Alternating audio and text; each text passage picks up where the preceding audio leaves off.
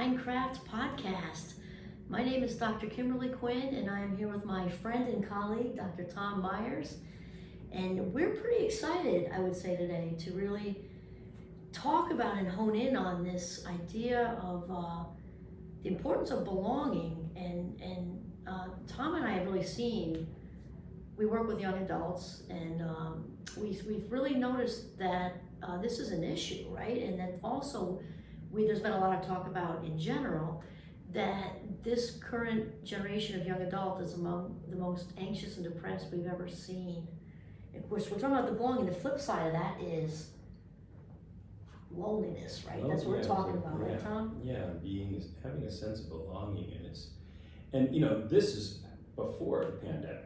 I mean, we saw a lot of the anxiety and depression and feeling of loneliness that was really prevalent, before we hit this massive worldwide pandemic, and I think that exacerbated even, obviously, huge magnitude.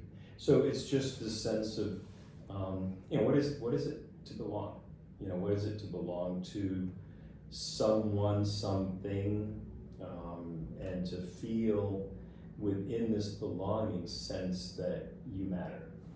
And it's interesting, I was just visiting some relatives and they had bumper stickers everywhere, that you matter. And I do too, I really like that. So it's not, if those bumper stickers are out there in public, I mean, there's something to it, right? We're seeing a level that you do matter, and you do have a sense, a self-worth that is valuable for others to see and interact with. Part of, and it's so amazing, Tom, you're going straight to there, because, obviously, we know this cognitively, right? Yet, loneliness, as we both know, Tom and I were actually chatting right before we got on here, that at least in the United States anyway, loneliness is now up there with heart disease and smoking with, for the highest risk of death. Mm-hmm. So this is a big deal. And Tom and I were also talking about over in the UK and England, just a couple prime ministers ago, they actually created a job for a minister of loneliness, because it's going on over there too.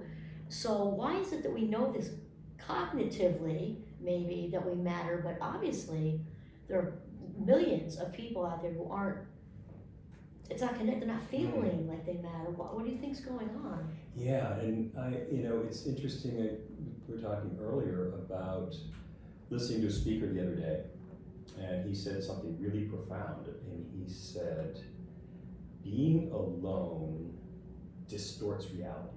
When you are by yourself for extended periods of time, lo and behold, your sense of who you are, your self-worth, your self-confidence, you don't have any external feedback or interaction to confirm or promote who you are and your feelings. So being by yourself for prolonged periods of time, just from the mental state, creates this feeling of distortion, like, what, am I worth anything? Am I really, by myself, I'm not having interaction to get this feedback. And I think that we can, as I said earlier, the pandemic has just underscored this feeling of, well, I've been here all day by myself, I'll just spend, the night, it's fine, I don't really have any interest in getting out. Tomorrow I'll do the same, I don't really, what's my worth? Is it really, anyone really gonna wanna see me anyway? So this distortion really is very profound and hits that physiological piece of what is our body doing. That's a good relative to this. Oh, okay, well, you're not getting up and moving around, you don't want to see people, we're going to begin to, hate to say it, but things shut down, or things become dormant. So. Wow, that's heavy. Where my mind went right away is that, it sounds like, getting like super deep, but that's also why, sadly, solitary confinement has been used for such as like the ultimate form of punishment, is to remove somebody from the group, right? Absolutely. And so, because people... It's a death sentence. It's a death sentence, mentally. But I'm wondering too, Tom, what your thoughts are on, we're on this beautiful college campus, and it's beautiful. There's not much more beautiful than a college campus in the fall, I think, especially. It's beautiful here. This is gorgeous here. But also, so there's the isolation, of course, the pandemic and everything. But I'm wondering what your thoughts are on, even if somebody's not physically isolated, there's that whole quote unquote alone in a crowd Yeah. situation. And do you think that that kind of, plays in also? Or does somebody have to be physically removed? No, I think you can be isolated in a crowd, definitely. I mean, you can walk amongst others and be as anonymous as you can, and you can actively, I've done it, but actively skirt ways to avoid and be there, but not be seen, not be noticed. Lone wolf. Yeah, lone wolf in a way that is, invisible. Right. So what do you think the effects are? Like, if we'll use the wolf thing right now, it's kind of rolled out of us, but if the wolf is removed from the pack, and let's say they're choosing, maybe passively choosing, because like you were saying earlier, just now about, oh, I've been here all day, like in the pandemic, oh, I don't feel like walking across campus to get food, I'll get Uber Eats and it comes to the door.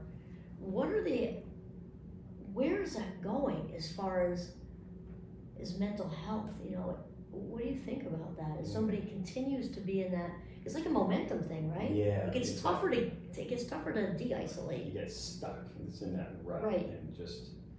And I want to go back to something earlier that we talked about, is it can be a death sentence.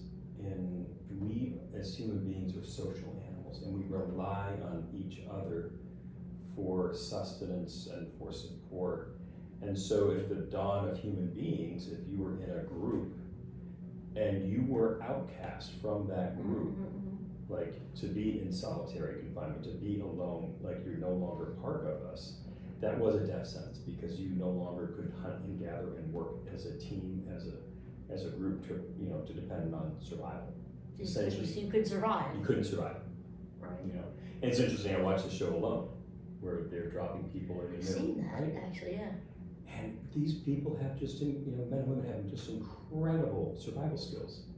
What gets them oftentimes, like, even though they have food and they just they cannot be away from other people and their families.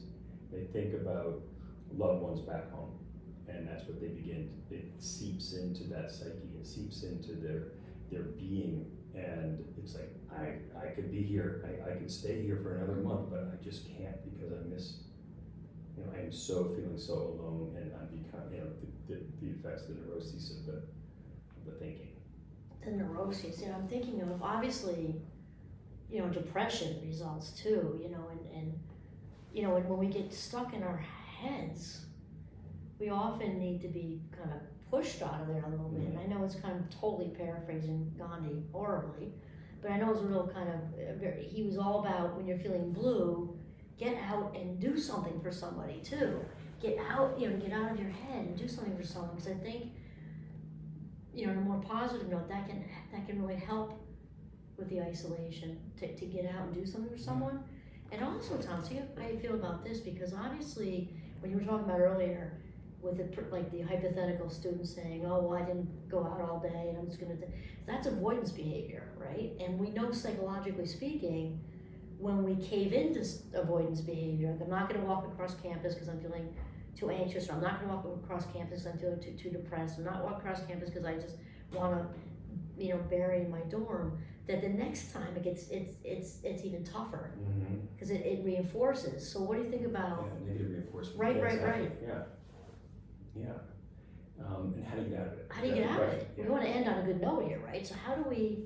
I think it's a really good point. Like, to know that you have value. Everyone has value. Everyone wants to be seen. Everybody needs to connect. And if it might be that pick up your phone or go and meet with someone just to have a touch of reality again. But just, no matter how simple a phone call is, if it's to a family member or to a friend, I think that's something that we've struggled with, I guess, speaking from those of us who identify as men, and males, really, again, back to, we need to be in community to survive. Yet guys say, I can do that on my own. I don't need to be with anyone. I don't need to reach out for help. I'm gonna figure it out. I'm gonna push through it. I'm gonna, put my nose down or head down and go. and it's a paradox. Like when we need to be with others the most, but we feel that we can do it on our own, you know, so we need to be connected. So it's picking up that phone, making a call, having, I think we talked about earlier, was it Vivek Murthy's book Together? Yeah. When it's like very few, I'm speaking about men right now, have such a close friend that, you know, if they need to reach out at 3:30 in the morning, very few, I can't remember the statistic, but it's almost non-existent, have that one person that they can call. So, Wow, that's hard because also I feel like there's another podcast on that. We do the absolutely. gender related stuff that we were Tom and I were talking about earlier. The famous Harvard study with the director was Robert Waldinger. I think it was. Yeah. He might be. I'm not sure he's the current one, but anyway, it's a very very famous study on happiness, and of course the results were that the number one for longevity, number one. And a high quality of life was relationships, meaning positive relationships. Toxic relationships go the other direction. That was that study where they started out with all men. In 1930. 1930, started with boys and obviously evolved into men. Now I think I know it is. Now it's women and kids and everything else. But back then, that's what they did. And they found that, you know, some developed alcoholism, schizophrenia, one president of the United States. And through the whole thing, the main theme was relationships are what get you through. It's what made me think of this is when Tom just said the 3 o'clock in the morning thing. Because that's like that's the definer. Not all the small talk, go Yankees, I'm a big fan, but all that stuff is Judge, 62, I'm just saying. But we need those people too. It's fun to talk at the water cooler about, you know, like the banter, right, that they say, right? But then when it comes down to it, you're richer than rich if you have one of those. You can wake up at 3 o'clock in the morning, your heart's aching, you know that they'll keep your confidence, they won't tell anybody your stuff, they're gonna listen actively, sit with you while you're sobbing, and that's what keeps us living a long life and a high quality of life. Yeah, that's like the one common denominator. And even the Harvard sophomores, I think, when they started in 1930, but they're also the kids in the poorer neighborhoods. Yeah. So it was like a somewhat of a wider demographic there. Yeah, but that one piece, like having enriched relationships and being in concert with other people that who you can trust. Yeah, and you said they're not toxic relationships, right.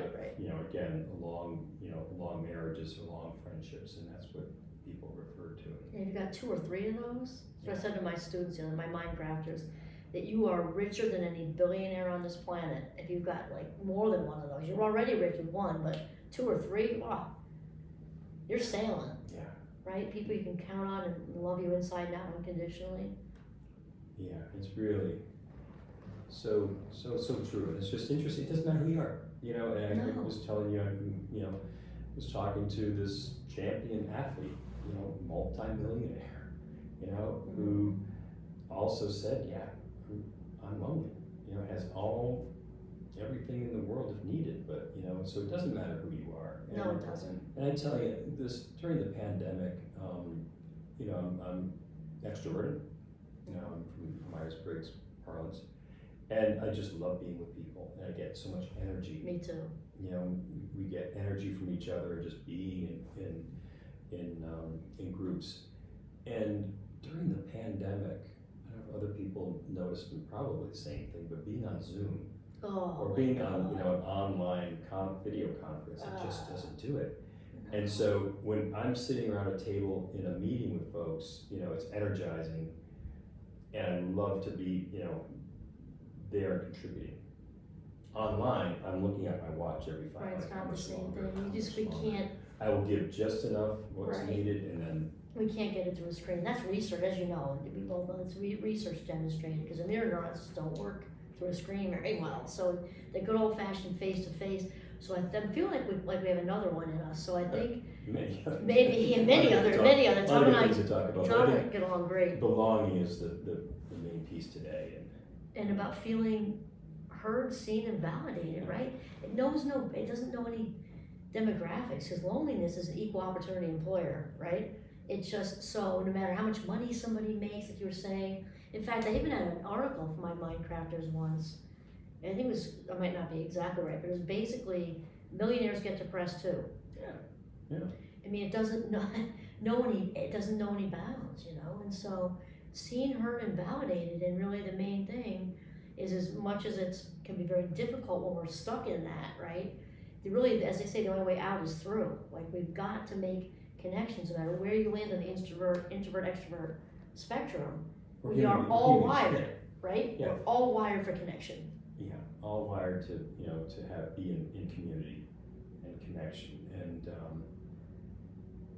And in some of the text we've used for our workshops, it doesn't matter the group that you're in, you know, there's just so many wonderful, you know, interests and hobbies and clubs, you know, that you find your, I would say find your tribe, but find that group that you can have in common, something in common with. If it's a knitting group or a book group Anything. or a running group or whatever it is, you know, that you have a club or something, no matter how unique, you know, you feel that you can feel that you have a sense of belonging with them and you're valued.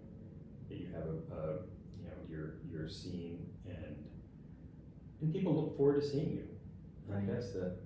that's really an important thing. And again, getting away from that distortion that we can have when we're by ourselves. Prevent it. Yeah, By good old fashioned face to face, even if you have to start with a phone call. So, okay, so that's it. This is Dr. Tom Myers and Kimberly Thank you. Quinn signing off.